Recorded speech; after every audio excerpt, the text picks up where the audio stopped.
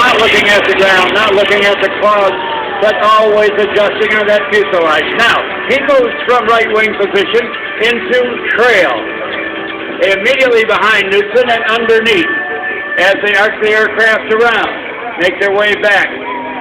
The change formation once again over to the left wing of Jack Knutson.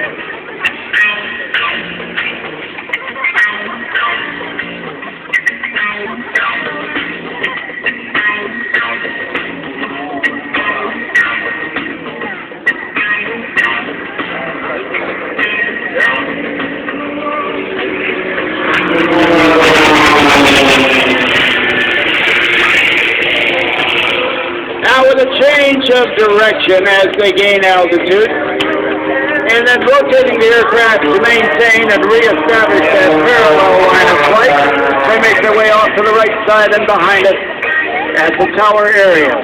Without hesitation, arcing around once again and making their way back in.